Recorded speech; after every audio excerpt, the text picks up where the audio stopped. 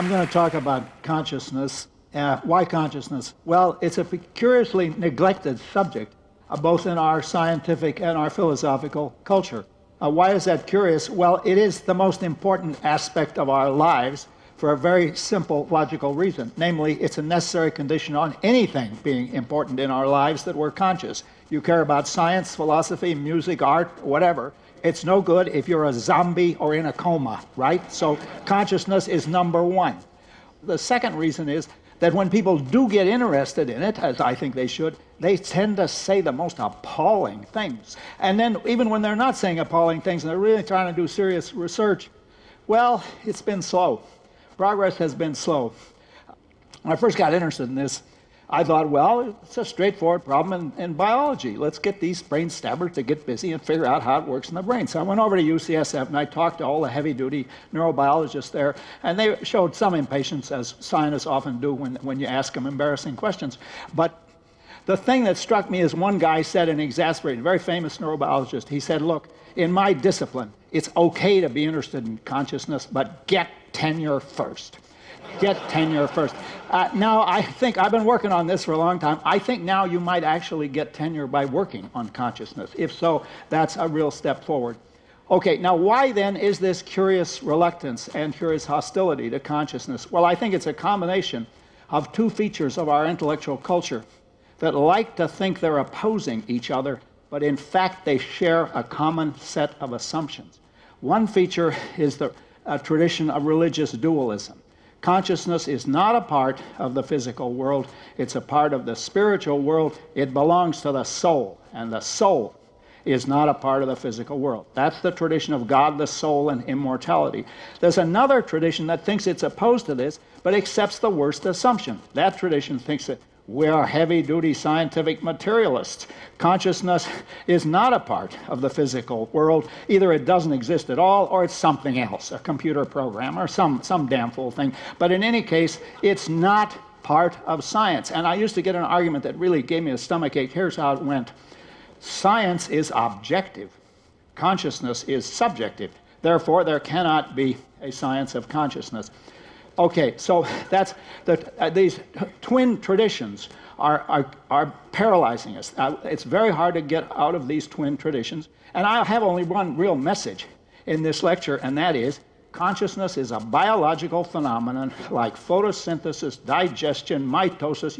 You know all the biological phenomena. And once you accept that, most, though not all, of the hard problems about consciousness simply evaporate. And I'm going to go through some of them. Okay, now I promise you to tell you some of the outrageous things said about consciousness. One, consciousness does not exist. It's an illusion, like sunsets. As science has shown, sunsets and rainbows are illusions, so consciousness is an illusion. Two, well, maybe it exists, but it's really something else. It's a computer program running in the brain. Three, no, the only thing that exists is really behavior. It's embarrassing how influential behaviorism was, but I'll get back to that.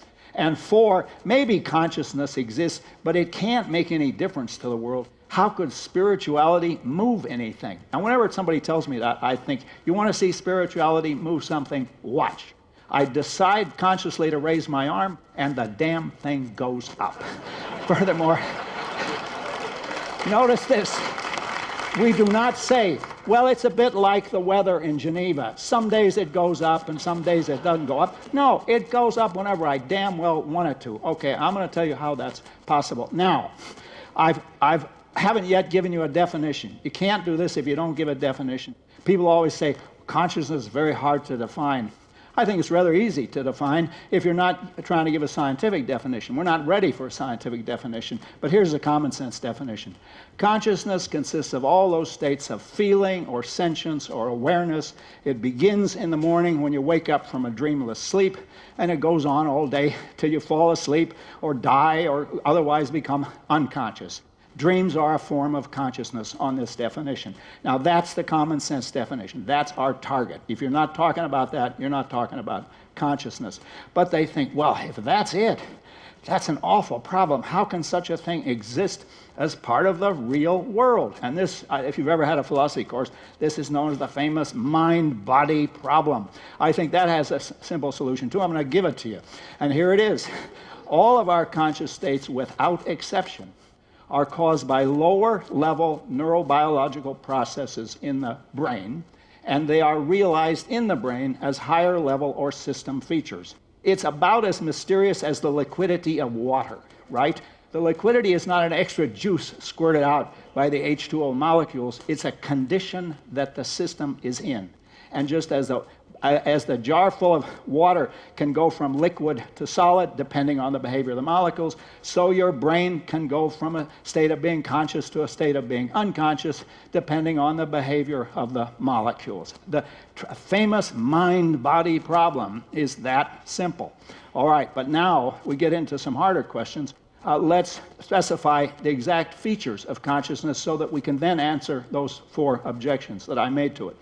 Well, the first feature is it's real and irreducible. You can't get rid of it. You see, the distinction between reality and illusion is the distinction between how things consciously seem to us and how they really are. It consciously seems like I like the French arc-en-ciel. It seems like there's an arch in the sky, or it seems like the sun is setting over the mountains. It consciously seems to us, but that's not really happening. But for that distinction between how things consciously seem and how they really are, you can't make that distinction for the very existence of consciousness. Because where the very existence of consciousness is concerned, if it consciously seems to you that you are conscious, you are conscious.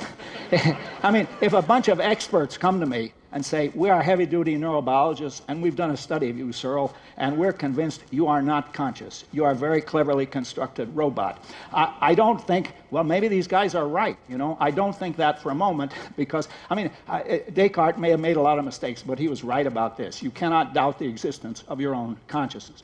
Okay, that's the first feature of consciousness. It's real and irreducible. You cannot get rid of it by showing that it's an illusion in a way that you can with other standard illusions. Okay, the second feature is this one that has been such a source of trouble to us, and that is all of our conscious states have this qualitative character to them. There's something that it feels like to drink beer, which is not what it feels like to do your income tax or listen to music.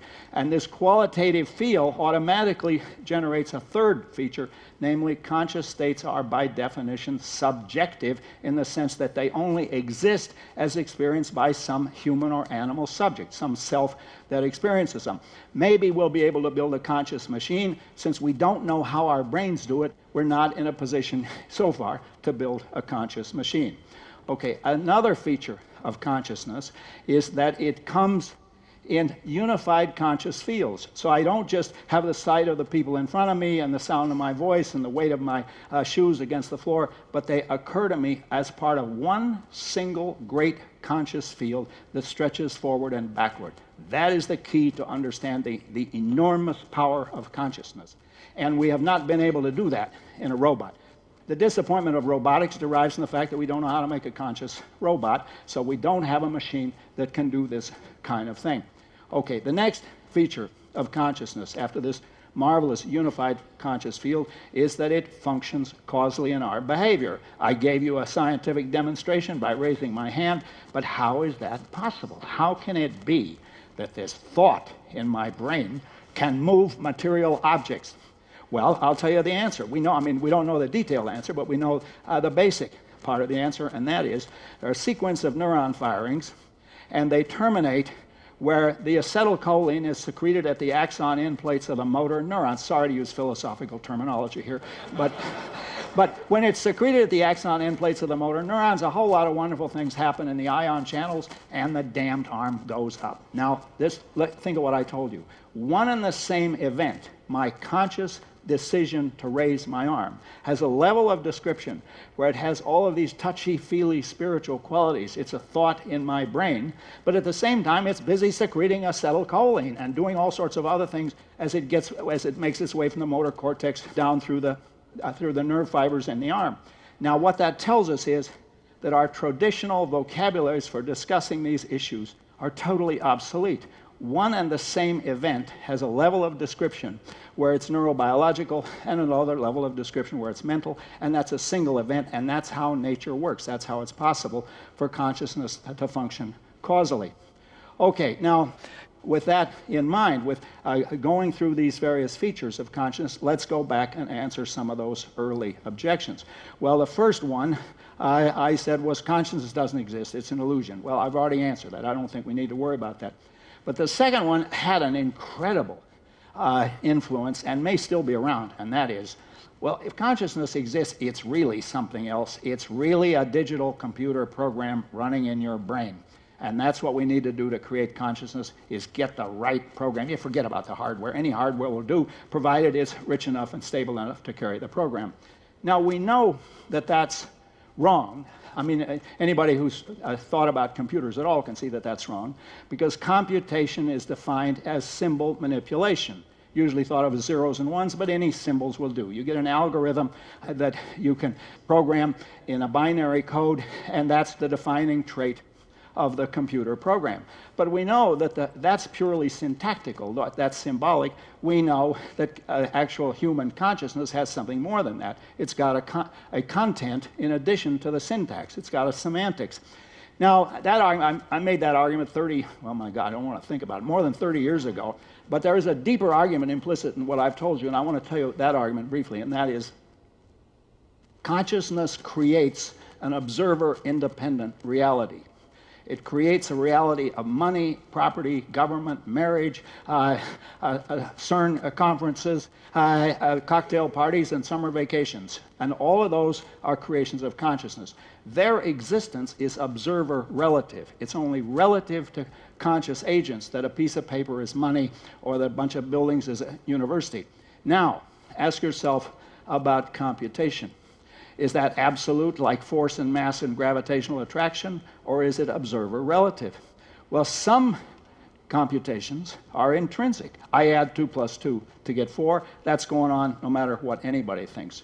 But when I haul out my pocket calculator and do the calculation, the only intrinsic phenomenon is the electronic circuit and its behavior. That's the only absolute phenomenon. All the rest is interpreted by us.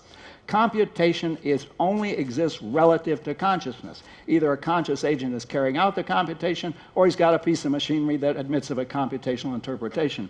Now, that doesn't mean computation is arbitrary. I spent a lot of money on this hardware, but we have this persistent confusion between objectivity and subjectivity as features of reality, and objectivity and subjectivity as features of claims. And the bottom line of this part of my talk is this.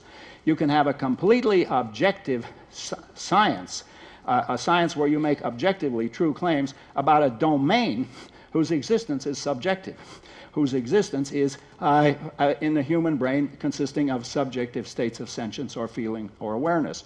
So the objection that you can't have an objective science of consciousness because it's subjective and science is objective, that's a pun. That's a bad pun on objectivity and subjectivity. You can make objective claims about a domain that is subjective in its mode of existence, and indeed that's what neurologists do. I mean, you have patients that actually suffer pains, and you try to get an objective science of that. Okay, I promised to refute all these guys, and I don't have an awful lot of time left, but let me refute a couple more of them. I said that behaviorism ought to be one of the great embarrassments of our intellectual culture because it's refuted the moment you think about it. Your mental states are identical with your behavior. Well, think about the distinction between feeling a pain and engaging in pain behavior. I won't demonstrate pain behavior, but I can tell you I'm not having any pains right now. So it's an obvious mistake. Why did they make the mistake? The mistake was, and you go back and read the literature on this, you can see this over and over. They think if you accept the irreducible existence of consciousness, you're giving up on science. You're giving up on 300 years of human progress and human hope and all the rest of it. And the message I want to leave you with is consciousness has to become accepted as a genuine biological phenomena, as much subject to scientific analysis as any other phenomena in biology, or for that matter, the rest of science. Thank you very much.